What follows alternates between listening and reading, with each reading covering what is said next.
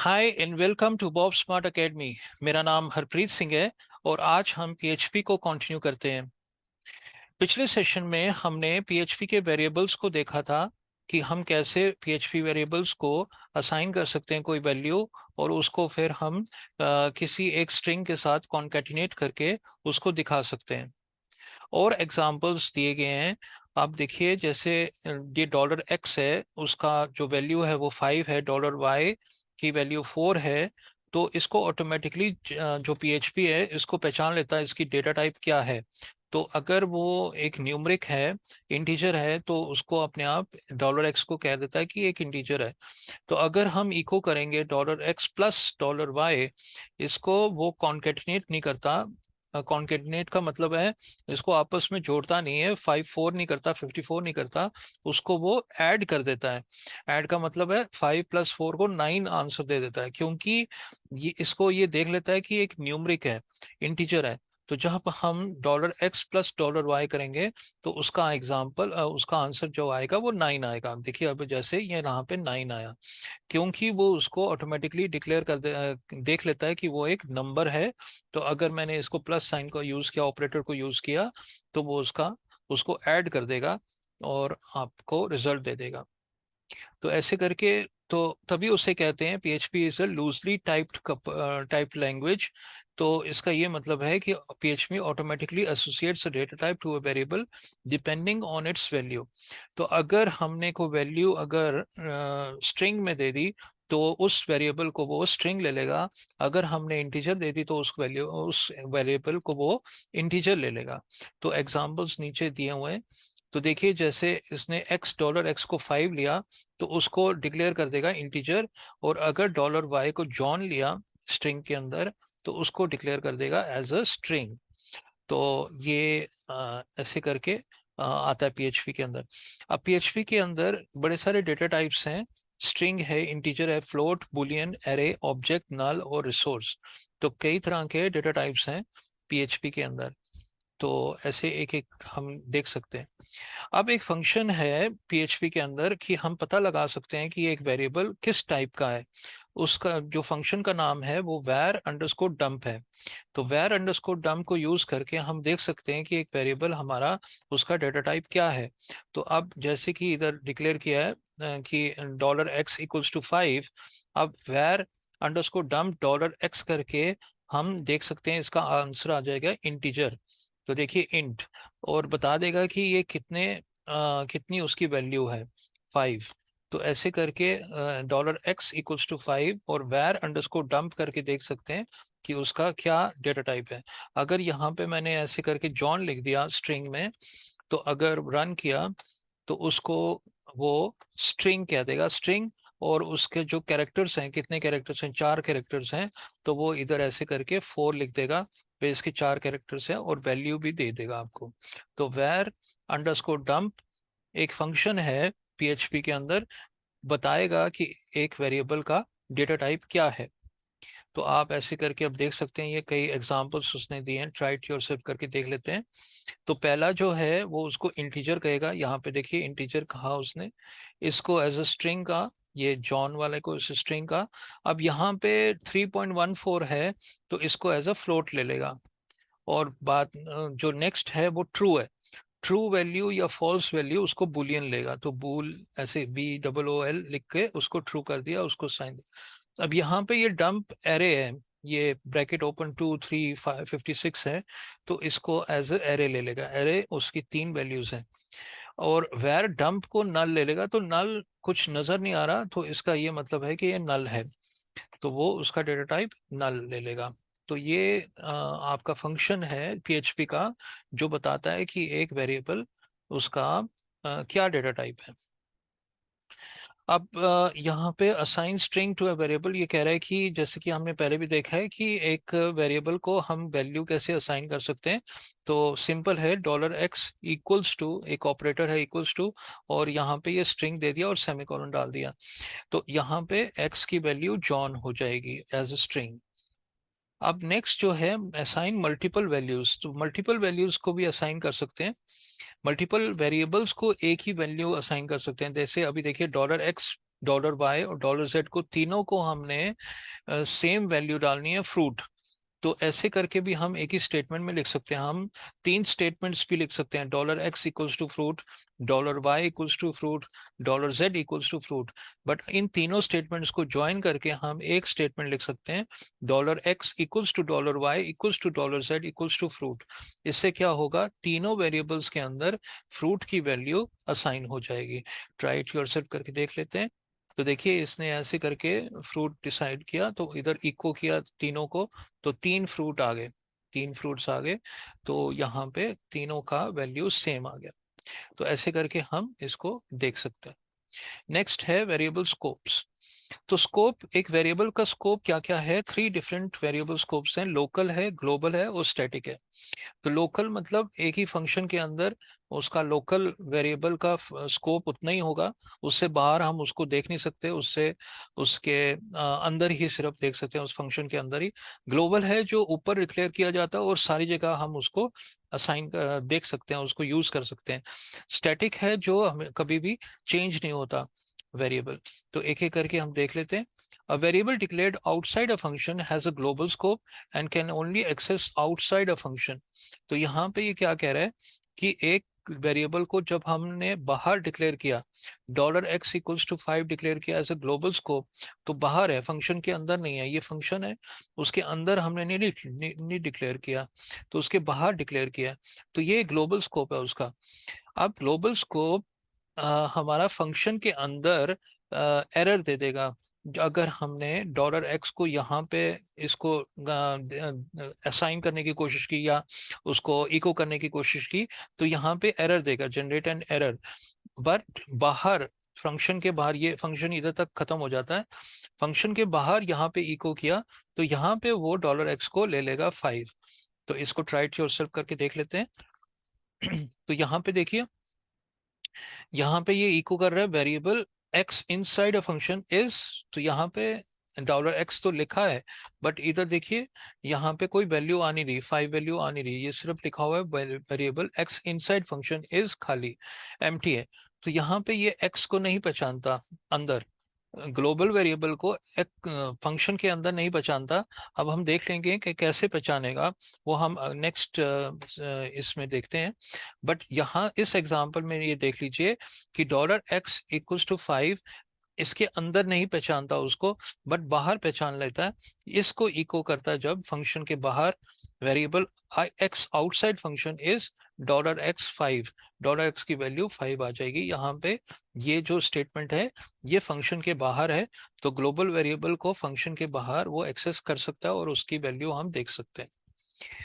अब नेक्स्ट है, a variable declare with in a function has a local scope and can only B accessed with in that function. वो ये कह रहा है कि लोकल वेरिएबल हम डिक्लेयर करेंगे इसके अंदर, फंक्शन के अंदर। हमने पहले जो एग्जांपल था फंक्शन के बाहर डिक्लेयर किया था, अब वो कह रहा है फंक्शन के अंदर जब हम डिक्लेयर करेंगे इसको, $x इक्वल्स टू 5, बाहर नहीं किया, अंदर किया, तो वो अंदर ही x उसकी वैल्यू हमें मिल सकती है, उसकी बाहर वैल्यू, इधर बाहर वैल्यू नहीं मिल सकती। इसको भी ट्राई इट योरसेल्फ करके देख लेते हैं। तो जैसे कि देखिए, आप फंक्शन के अंदर x इक्वल्स टू 5 लिखा, अब variable x inside function is 5 आ गया, देखिए 5 आ गया क्योंकि ये इनसाइड है। अब variable outside function is $x, वो खाली है, यहाँ पे वो एम्प्टी है, यहाँ पे वो 5 नहीं आया।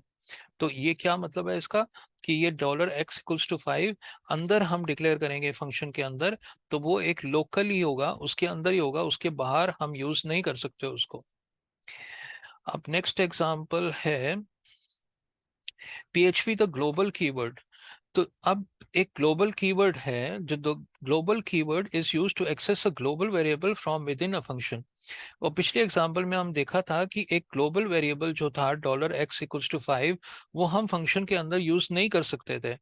बट अब कैसे इसको यूज करें, वो हमें बता रहा है कि हम एक ग्लोबल कीवर्ड को यूज करेंगे। अब देखिए, $x इक्वल्स टू 5 लिखा और $y इक्वल्स टू 10 लिखा। अब इन दोनों वेरिएबल्स को मैं इस फंक्शन के अंदर यूज करना चाहता हूं, तो हम पहले इधर लिखेंगे ग्लोबल $x, $y ऐसे लिखेंगे, फिर उसको हम यूज कर सकते हैं उसको ऐड करने के लिए या जो भी कुछ करना चाहते हैं हम इस फंक्शन के अंदर हम उसको यूज कर सकते हैं। तो हम ट्राई इट योरसेल्फ करके देख लेते हैं। तो यहाँ पे देखिए 5 और 10 है, और इसको हमने ग्लोबल डिक्लेयर करके अंदर कर दिया, और $y को इक्वल्स टू x+y कर दिया। मतलब जो 15 रिजल्ट है 5 + 10 हमने y के अंदर डाल दिया। अब यहाँ पे इको किया y को, तो 15 रिजल्ट आ गया। अगर मैं यहाँ से ये ग्लोबल को हटा दूं और रन करूं, तो देखिए अब वो 10 देगा, 10 वैल्यू देगा। $y को इको किया, उसने 10 वैल्यू दिया, क्योंकि यहाँ पे इसके अंदर फंक्शन के अंदर गया तो है, बट वो उसने इसको रन नहीं किया, क्योंकि वो इसको पहचाना नहीं, उसने $x और $y को पहचाना नहीं। क्यों? क्योंकि हमने यहाँ पे ये ग्लोबल x और $y को ग्लोबल डिफाइन नहीं किया कि वो उसको ले ले। तो देखिए अब ऐसे हम इसको डिक्लेयर कर सकते हैं, इसको यूज कर सकते हैं। तो कैसे एक ग्लोबल वेरिएबल्स को हम एक फंक्शन के अंदर यूज कर सकते हैं, वो ग्लोबल है, ग्लोबल कीवर्ड से यूज कर सकते हैं। नेक्स्ट है, अब यहाँ पे पीएचपी क्या कर रहा है, ग्लोबल वेरिएबल्स को एक एरे के अंदर सेव कर रहा है। तो एरे का नाम ये है $ग्लोबल्स। $ग्लोबल्स एक एरे है जिसके अंदर सारे ग्लोबल वेरिएबल्स को वो सेव कर रहा है, तो उनका इंडेक्स होता है। तो अब देखिए, जैसे हमने इधर ये ग्लोबल वेरिएबल्स को डिक्लेयर किया $x = 5 और $y = 10, तो हम इधर फंक्शन के अंदर यूज करना चाहते हैं। दो तरीके हैं, एक तो हमने ग्लोबल कीवर्ड को यूज किया, दूसरा है हम इस एरे को भी यूज कर सकते हैं, जो जो एक पीएचपी का खुद का एरे है। वो ऐसे करके कैप्स में लिखा हुआ आएगा $ग्लोबल्स, फिर ब्रैकेट ओपन, सिंगल कोट्स में y, सिंगल कोट्स बंद करना, फिर ब्रैकेट बंद करना। तो ये ऐसे करके हम लिखेंगे, और इक्वल्स टू यहाँ पे ग्लोबल और ग्लोबल्स x और y को हम ऐड करेंगे, और फिर हमारा रिजल्ट आ जाएगा जो हमें आउटपुट चाहिए 15। तो या तो हम ऐसे करके लिखेंगे, या हम ऐसे दो स्टेटमेंट्स करके लिखेंगे। ग्लोबल्स एक ग्लोबल कीवर्ड है जिसको हम यूज करके हम ग्लोबल वेरिएबल्स को यूज कर सकते हैं फंक्शन के अंदर, और या तो ये एरे जो है पीएचपी का खुद का एरे है उसको हम यूज कर सकते हैं। तो दो तरीके हैं, हम इसको यूज कर सकते हैं। अब पीएचपी स्टैटिक कीवर्ड क्या है? Normally, when a function is completed or executed, all its variables are deleted. However, sometimes we want a local variable not to be deleted. We need it in the further job. तो वो कह रहा है कि अगर एक function के अंदर हम वेरिएबल्स को डिक्लेयर करते हैं, असाइन करते हैं, तो वो जब फंक्शन खत्म हो जाता है, कंप्लीट हो जाता है, तो वेरिएबल्स को भी वो डिलीट कर देता है। बट कभी कभी हम चाहते हैं कि वेरिएबल्स हमारे पास रहें after completion of the function. हम चाहते हैं कि वेरिएबल हमारे पास रहे, तो अगर हम चाहते हैं तो हम उसको स्टैटिक डिक्लेयर कर देंगे। तो ये देखो स्टैटिक, अगर इस फंक्शन के अंदर मैंने स्टैटिक ना डिक्लेयर किया होता तो $x को इधर ही खत्म कर देता, और इसके बाद हम उसको यूज नहीं कर पाते। बट अगर हमने इसको स्टैटिक ले लिया, स्टैटिक करके लिखा और $x किया, तो वो अगली बारी उसको यूज कर लेगा, अगली बारी उसको यूज कर लेगा। तो देखो 3 बारी माई टेस्ट को फंक्शन को उन्होंने चलाया, और अब देखते हैं इसका रिजल्ट क्या आता है। ट्राई इट योरसेल्फ करके देख लेते हैं। पहली बारी माई टेस्ट को यूज किया तो इको किया br, मतलब माई टेस्ट में रिटर्न हुआ तो 0 रिटर्न हुआ, क्योंकि x की वैल्यू 0 थी।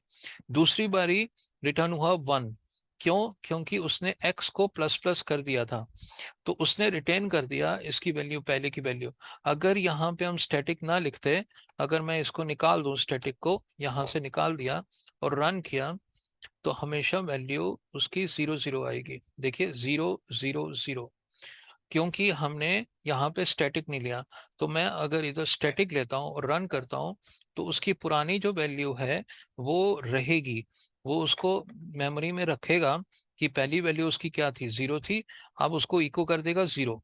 दूसरी बारी रन किया तो इसको नहीं पहचानेगा, इसको 1 ले लेगा, क्योंकि हम इधर इसने दिया था $x plus plus, plus plus का मतलब है 0 + 1, तो 1 ले लेगा, तो फिर इको करेगा 1। फिर उसको दोबारा 2 कर देगा तो 2 आ जाएगा। तो ऐसे करके एक वेरिएबल को अगर हमें रिटेन करना है, अगर हमें देखना है कि वो रहे फंक्शन के कंप्लीट होने के बाद रहे, तो हम एक स्टैटिक कीवर्ड को यूज कर सकते हैं इस चीज को करने के लिए। then each time the function is called, that variable will still have the information it contained. तो हमेशा रहेगा अगर हमें static variable. Next करते हैं echo and print statements. With PHP there are two basic ways to get output, echo या print. हम print भी दे सकते हैं जो statement है, या echo करके हम दे उसको variable को या एक string को हम echo कर सकते हैं, हम मतलब दिखा सकते हैं हम एक उसकी वैल्यू को.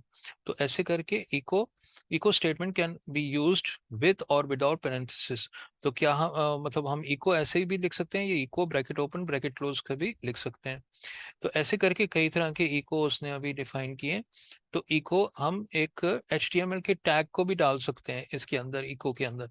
तो ट्राई इट योरसेल्फ करके देख लेते हैं. तो इधर HTML बॉडी में, बॉडी PHP ये कोड है PHP का, इधर तक खत्म है. तो इको किया H2 करके PHP इज फन. देखो H2 उसका टैग दिया, तो ये देखो हेडिंग आ गई. मतलब ये एक HTML के टैग्स को भी वो ले लेता है और उनको वो डिक्लेयर कर देता है, रिजॉल्व कर देता है. तो नेक्स्ट है हेलो वर्ल्ड ब्रेक पॉइंट. तो ये ऐसे ब्रेक लाइन किया, I am about to learn PHP break point, उसको उसके लाइन दे दिया, एक और ब्रेक लाइन दे दिया. This comma string comma was comma made comma with multiple variable parameters. तो ऐसे करके हम इको ऐसे करके भी दे सकते हैं कि एक स्ट्रिंग कॉमा दूसरा स्ट्रिंग, तो वो सबको इकट्ठा करके हमें शो कर देता है. तो हम ऐसे करके कॉमा कॉमा कॉमा करके भी डाल सकते हैं कि मल्टीपल वैल्यूज को वो डिक्लेयर डालना हो तो वो ऐसे दिखा सकते हैं इको करके. Display variables. अब वो the following example shows how to output text and variables with the echo statement. कुछ नहीं, हमने पहले भी पढ़ा था. तो हम ऐसे करके डॉट करके भी हम दे सकते हैं कि ऐसे एक स्ट्रिंग है और एक वेरिएबल है. तो ये स्ट्रिंग है H2 और ये वेरिएबल है $text1. तो $text1 में क्या लिखा है, लर्न PHP. तो लर्न PHP इसके आ जाएगा, इसके इंस्टेड ऑफ ये $txt1 उसकी वैल्यू आ जाएगी और वो वहाँ पे इको कर देगा लर्न PHP, और वो भी हेडिंग में मतलब बोल्ड में लिखा हुआ आ जाएगा. ऐसे ही स्टडी PHP एट फिर टेक्स्ट 2 डॉट करके उसने दिया है, डॉट या प्लस साइन दोगे एक ही बात है, तो वो उसको कॉन्केटिनेट कर देगा. बट अगर मैंने $x प्लस $y दिया, क्योंकि ये दोनों न्यूमरिक हैं, इंटीजर हैं, दोनों को रिजॉल्व कर देगा और आंसर उसका 5 + 4 9 दे देगा. इसको आप देख सकते हैं. तो दो दो इको किया उसने, एक लर्न PHP बड़ा वाला दिखा क्योंकि ये हेडिंग 2 का दिया उसने, और स्टडी PHP एट w3schools.com ये स्ट्रिंग था टेक्स्ट 2 का, और फिर इको किया $x $y प्लस $y, तो 9 आ गया रिजॉल्व का. तो ऐसे करके हम इसको इको को यूज कर सकते हैं दिखाने के लिए. द PHP प्रिंट स्टेटमेंट, हम प्रिंट स्टेटमेंट में बिल्कुल एग्जैक्टली वो सेम है, प्रिंट या print bracket open bracket close देंगे. तो वही जैसे कि हमने उनको उसको यूज किया हम इको को, वैसे ही हम प्रिंट को यूज कर सकते हैं. और बिल्कुल सेम है, कोई इसका डिफरेंस नहीं है आपस में. तो हम इसको आगे बढ़ते हैं. Data types, PHP data types variables. अब हमने पहले भी डेटा टाइप्स को पढ़ा था, अब एक एक करके देख लेते हैं. जो चीज़ें हमने पढ़ी हैं हम उसको स्किप कर देंगे. तो हमने देखा था where अंडरस्कोर डंप को हमने देख लिया था. स्ट्रिंग वैल्यूज, ये स्ट्रिंग वैल्यूज हैं, इको करके हम इसको देख सकते हैं कि डेटा टाइप्स क्या है. PHP इंटीजर, अब integer data type is a non decimal number between इतना, अब माइनस से भी है और टिल इतना इंटीजर है. तो इंटीजर के रूल्स, कई रूल्स हैं. Integer must have at least 1 digit. N integer must not have a decimal point, अगर डेसिमल है तो वो फ्लोट हो जाएगा. N integer can be either positive और नेगेटिव, तो नेगेटिव भी हो सकता है, -1 और +1 भी हो सकता है. Integers can be specified in decimal base 10, hexadecimal base 16. तो ऐसे करके हम इसको बेस 10 करके भी डिक्लेयर कर सकते हैं, बेस 16 बेस, आगे जाके देखते हैं कि कैसे हम इसको कर सकते हैं. तो इंटीजर्स को हम बेस 10, बेस 16 और बेस 10, बेस 8 और बेस 16 तक हम उसको देख सकते हैं, कर सकते हैं कन्वर्ट.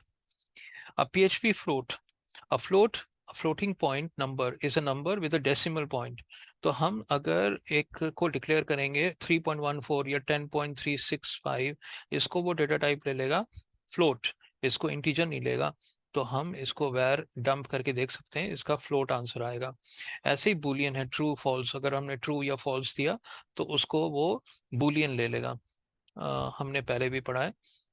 अब पीएचपी एरेज, तो एरे जैसे जावास्क्रिप्ट में हमने देखा था, तो ऐसे एरे करके हम dollar cars equals to array, फिर ब्रैकेट ओपन, हम वॉल्वो, बीएमडब्ल्यू और टोयोटा, तीन वैल्यूज हम एरे के अंदर डाल सकते हैं, और इसका वेर करके हम वेर अंडरस्कोर डंप करके देख सकते हैं कि इसका एरे है। फिर आता है ऑब्जेक्ट। ऑब्जेक्ट्स क्या है? ऑब्जेक्ट्स हैं जैसे कि ऑब्जेक्ट को बनाया हमने, हम क्लास करके हमने बनाई और उसको हम यूज कर सकते हैं बाद में। तो जावास्क्रिप्ट में भी ऐसे ही है, एक क्लास डिक्लेयर किया कार, नाम दिया कार, क्लास का नाम दिया कार, और हमने एक पब्लिक वेरिएबल डिक्लेयर किया, पब्लिक वेरिएबल मॉडल और कार डिक्लेयर किया, एक फंक्शन बनाया कॉन्स्ट्रक्ट फंक्शन, उसके अंदर दो वेरिएबल्स हमने, पैरामीटर्स हमने डाल दिए, कलर और मॉडल, जहां पे हमने इसको डिक्लेयर किया था पब्लिक। तो फिर उसके बाद हमने दिस भी हम जावास्क्रिप्ट में दिस मतलब इसके अंदर जो वैल्यू आती है कलर के अंदर, हमें डॉलर कलर जो बाहर से हमें कलर की वैल्यू मिली है हम इसके अंदर डाल देंगे, ऐसे ही मॉडल के अंदर हम डाल देंगे वैल्यू। फिर हमने एक और फंक्शन डिक्लेयर किया मैसेज, तो रिटर्न कर रहा है, स्ट्रिंग एक्सटेंड को रिटर्न कर रहा है, my car is this colour, भाई ये कलर है उसका और मॉडल है, जो भी हम इस क्लास के अंदर डालेंगे इसको यूज करेंगे। देखिए अब इसको यूज किया, dollar my car equals to new car. अब ये न्यू कार क्या करता है, ये एक इस क्लास को वो कॉल करेगा, न्यू कार करके इस क्लास को कॉल करेगा, तो एक ऑब्जेक्ट बना देगा इस क्लास के अंदर। ये रेड और वॉल्वो अंदर जाएंगे, दो वेरिएबल्स, और रेड कलर के अंदर जाएगा और वॉल्वो मॉडल के अंदर जाएगा। तो अब अगर हमने वेरिएबल डंप करके वेर डंप करके लिया, इसको वो ऑब्जेक्ट ले लेगा, क्योंकि एक ऑब्जेक्ट क्लास से बनता है, और हमने इसका क्लास बनाई और उसको यूज किया। और हम एक बार ट्राई टू योरसेल्फ करके देख लेते हैं। तो देखिए यहाँ पे उसने, जब हमने इसको क्लास को बनाया, यहाँ पे क्लास को बनाया और इसको यूज किया हमने, इसको एक ऑब्जेक्ट बनाया माई कार, और इसको जब हमने वेर अंडरस्कोर डंप लिया, इसका वो कह रहा है ऑब्जेक्ट है, वो कार का ऑब्जेक्ट है, और उसकी जो पहली वैल्यू है वो रेड है, कलर के रेड है, और दूसरा जो मॉडल है उसका वॉल्वो है, ऐसे करके उसने दे दिया। अब आगे चलते हैं, PHP null value. Null is a special data type which can have only one value null. तो नल जो अगर हम नल देंगे, एक वेरिएबल को हम नल असाइन करेंगे, तो उसको डेटा टाइप लेंगे, उसका हमेशा नल ही होगा। तो वो अब चेंज डेटा टाइप, तो हम डेटा टाइप को चेंज भी कर सकते हैं। तो पहले अगर हमने एक वेरिएबल को 5 लिया था, उसका हम देख लेते हैं, उसका वो इंटीजर कहलाता, क्योंकि ये 5 इंटीजर है। बट बाद में हमने $x को हमने हेलो लिख दिया, तो हमने जब दोबारा लिया इसको, तो इसका वो स्ट्रिंग ले लेगा। तो देखिए बहुत ही आसानी से हमने पहले इंटीजर ले लिया और उसको बाद में हमने स्ट्रिंग ले लिया। तो ऐसे करके हम डेटा टाइप को चेंज कर सकते हैं। PHP resource क्या है? The special resource type is not an actual data type. It is a storing of a reference to functions and resources external to PHP. A common example of using a resource data type is a database call. We will not talk about the resource type here since it is an advanced topic. तो वो कह रहा है कि resource एक data type है जो वो reference देता है एक function को। तो वो हम बाद में भी इसको पढ़ेंगे, अभी इस स्कोप में, हमारे स्कोप में नहीं है। तो वो रिसोर्स एक रेफरेंस है फंक्शंस का, तो हम रेफर कर सकते हैं एक फंक्शन को, एक फंक्शन को हमने बनाया, उसको रेफर कर सकते हैं रिसोर्स के अंदर, फिर बाद में हम इसको यूज कर सकते हैं। तो इसका वो चैप्टर हम अलग एडवांस टॉपिक में हम देंगे। तो इसको अभी हम सिर्फ इन डेटा टाइप्स के ऊपर काम करेंगे, रिसोर्स डेटा टाइप के ऊपर बाद में हम काम करेंगे। ओके दोस्तों, आज के लिए बहुत है। अगर तो आपको मेरा वीडियो अच्छा लगा हो तो kindly subscribe, like and share. और अगर आपको कोई फीडबैक देना हो, कोई क्वेरीज पूछनी हो, तो आप कमेंट सेक्शन में डाल सकते हैं। मैं पूरी कोशिश करूंगा जवाब देने के लिए। Thank you very much.